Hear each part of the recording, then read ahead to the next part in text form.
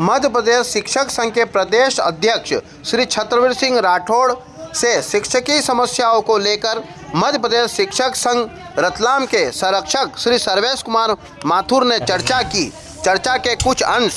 अतिथि शिक्षकों को अपन ने ही टास्क फोर्स की बैठक में जी, जिसमें माननीय मंत्री जी स्वयं थे और विभाग के सभी अधिकारी उपस्थित थे जी, तब ये विषय रखा था जी, कि भाई एक तो उनका जुलाई अगस्त का वेतन विदाउट अटेंडेंस मान लिया जाए, प्रमाणीकरण के आधार पर वो मान लिया। जी जी जन शिक्षकों का भी वेतन हो गया जी भाई साहब, हो गया वो। और अतिथि शिक्षकों का जो डीएड बीएड परीक्षा पास है और जो पात्रता रखते हैं उनके लिए विभागीय परीक्षा के लिए हम बात करेंगे मंत्री जी से और कोई मार्ग निकालेंगे। ठीक है।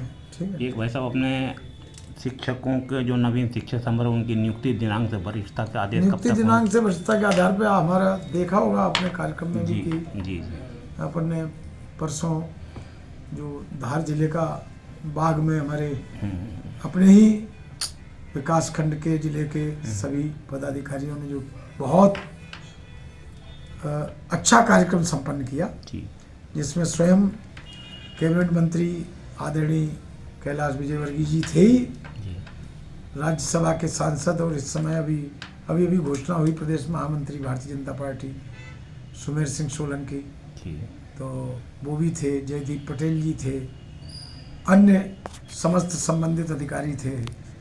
तो वही हमने अपना शिक्षक संघ का उद्देश्य रखते हुए और मंत्री जी के समक्ष पुनः फिर रखा कि भाई नियुक्ति दिनांक से वरिष्ठता के लिए जो है शासन स्तर से आदेश जारी हो। इसमें हमें प्रत्येक शासकीय प्रशासकीय प्रतिनिधियों का सहयोग चाहिए। आज मंत्री जी से भी कहा है कि इस संबंध में कोई सकारात्मक निर्णय ले, विभाग का ऐसा मन बनाया जाए जो इन लोगों की वरिष्ठता बनी रहे। एक भाई साहब, मैंने ये देखा है कि ट्राइबल के 89 ब्लॉक में विकासखंड शिक्षा अधिकारी नहीं होने से शिक्षकों बाबू लोगों को कम से कम 150 से 200 किलोमीटर की यात्रा करना पड़ती है जिला कार्यालय में वेतन बिल जमा करने के लिए, और छोटे छोटे काम के लिए आना पड़ता है। इसके संबंध में पूर्व में ज्ञापन दिया गया था आपको, उस पर आप क्या विचार किया? ट्राइबल में बीओ की प्रतिष्ठा। जी भाई साहब, यदि उससे ये होता है तो अपने हेडमास्टर और जो अध्यापक संवर्ग के लोग हैं बीओ बन सकते हैं।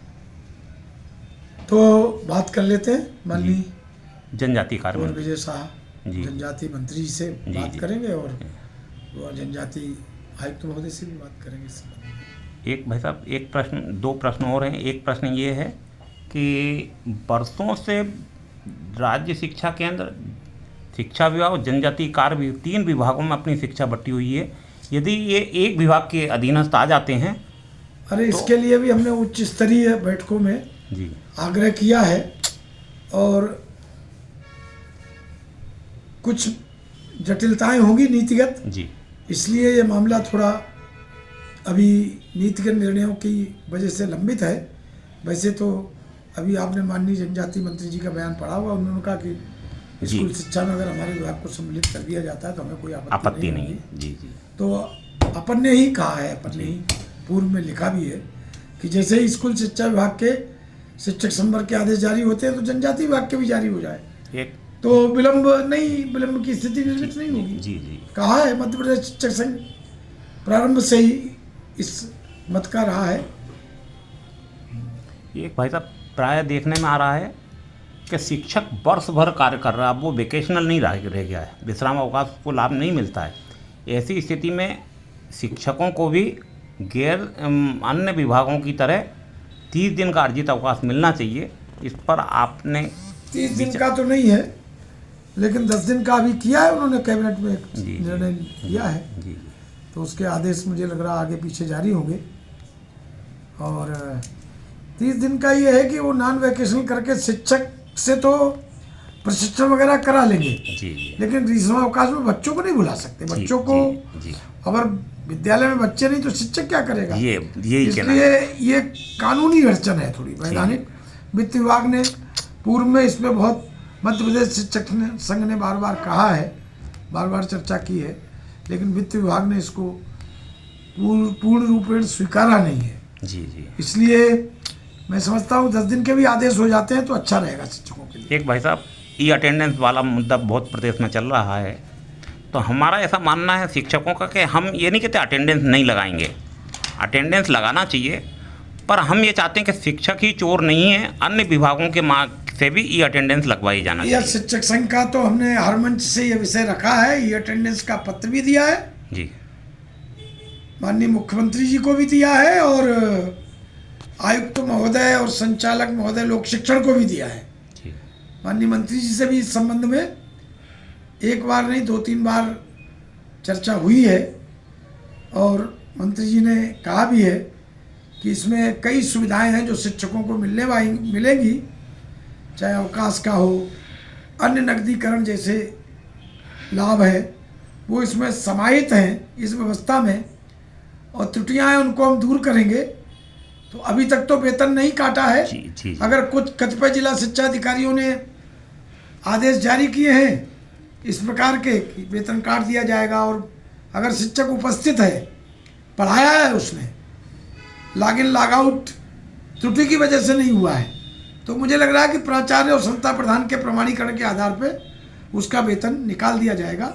इस संबंध में हम निरंतर सचिव महोदय हमारे जो स्कूल शिक्षा विभाग के हैं डॉक्टर संजय जी गोयल, उनसे भी बात की है, आयुक्त महोदय से भी बात की है, और माननीय शिक्षा मंत्री जी से तो हमने की ही है। तो वैसे तो जो विद्यालय में है पूरे समय है, समय पे आ रहा है जा रहा है, उसको ई अटेंडेंस से कोई जो जाना नहीं चाहते ग्रामीण क्षेत्रों में बच्चों के प्रति जिनकी जवाबदेही नहीं है, वो इस प्रकार के ज़्यादा मुद्दे उठा रहे हैं, बल्कि जो कर्तव्यनिष्ठ शिक्षक हैं वो कम उठा रहे हैं। फिर भी अगर शिक्षक का कहीं हित अहित हो रहा है तो मध्य प्रदेश शिक्षक संघ पूरी दमदारी से उनके हितों के लिए उनके साथ खड़ा है। एक भाई साहब एक अपना नवीन शिक्षक संवर्ग की वरिष्ठता वाला मैटर आपको ध्यान हो कि अपन ने प्रथम क्रमांक पर लिया, प्रथम क्रमांक जी जी अपने ज्ञापन में, और उसके लिए निरंतर प्रयत्नशील हैं, करते रहेंगे। जी। आपका भाई साहब पूरा नाम और पद, प्रदेश में पद? डॉक्टर छत्रवीर सिंह राठौर, प्रदेश अध्यक्ष मध्य प्रदेश शिक्षक संघ। 3 से 4 लाख शिक्षकों के लिए अहर्निश निरंतर निस्वार्थ भाव से काम करने वाला प्रदेश का मान्यता प्राप्त सबसे बड़ा संगठन है तो मध्य प्रदेश शिक्षक संघ, जो 55 वर्ष पुराना है, एक राष्ट्रीय विचार को लेकर चल रहा है।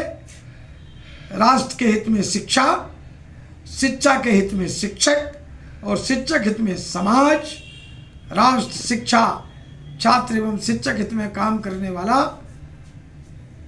मध्य प्रदेश शिक्षक संघ ही अंतिम रूप से समस्त समस्याओं के समाधान करवाने वाला है, ऐसा हम सभी को विश्वास होना चाहिए। यही विश्वास समूचे शिक्षा जगत के प्रत्येक संवर्ग के शिक्षक साथियों में बना हुआ है। संघमेव जयते। धन्यवाद भाई साहब। सत्यमेव जयते।